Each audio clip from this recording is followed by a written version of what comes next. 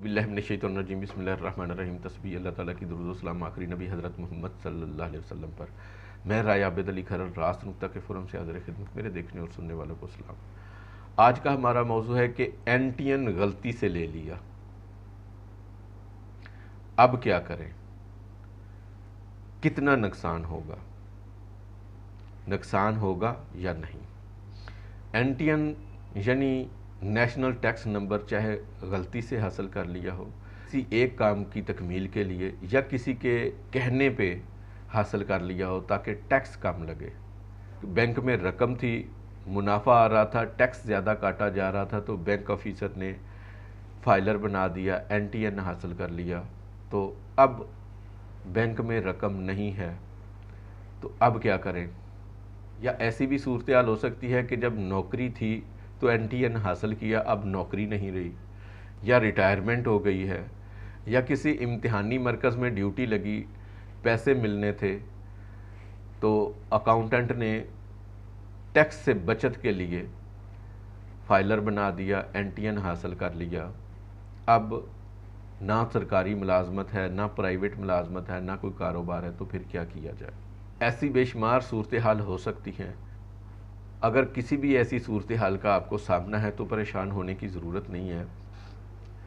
आप income tax का गोशवारा हर साल 30 सितंबर से पहले जमा करवा दें। टैक्स का गोशवारा जमा कराने का मतलब टैक्स जमा करवाना नहीं होता, बल्कि महकमे को अपने आमदन, खर्चा और बचत के बारे में बताना होता है, जिसका डाटा हासिल करके हुकूमतें मुख्तलिफ प्लान्स, मंसूबे तरतीब देती हैं। लेकिन आम तौर पर यही ख्याल किया जाता है कि इनकम टैक्स गोशवारा का मतलब है कि इनकम टैक्स जमा करवाया जाए। नहीं, ऐसा नहीं है। हुकूमतें इस चीज़ को ख़ास तौर पर मद्देनज़र रखती हैं कि अगर किसी शख्स की आमदन ही कम है तो वो गोशवारा जमा करवाएगा तो फिर वो सारा टैक्स ही जमा करवा देगा, उसकी बचत नहीं होगी, उसके अखराजात कैसे पूरे होंगे।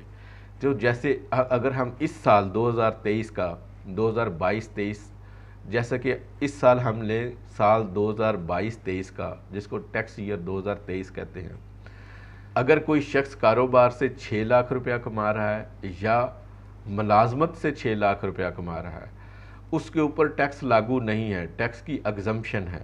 अगर 6 लाख से ऊपर कोई आमदन होगी या तनख्वाह होगी तो उसके ऊपर टैक्स देना है।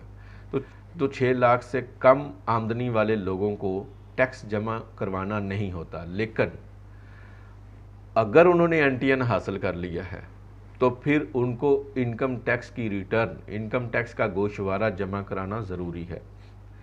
तो उनको चाहिए कि वो बिलो दी टैक्स, बीटीएल उसको कहते हैं, बीटीएल की रिटर्न जमा करवा दे बिलो दी टैक्स, यानी कि 6 लाख से कम आमदन बनाए और जो खर्चा है वो उसके मुताबिक करे, जो उसकी आमदन है और जो उसका खर्चा है उसको निकाले। उसके बाद जो बैंक है, जो उसकी जायदाद है, अगर कोई कर्ज़ है तो वो बाकायदा उसको सही तरीके से मेंशन करके जमा करवा दे, तो उसको कोई पेनल्टी और कोई परेशानी नहीं होगी, बल्कि फाइलर होने का उसको फ़ायदा होगा, नुकसान कोई नहीं होगा।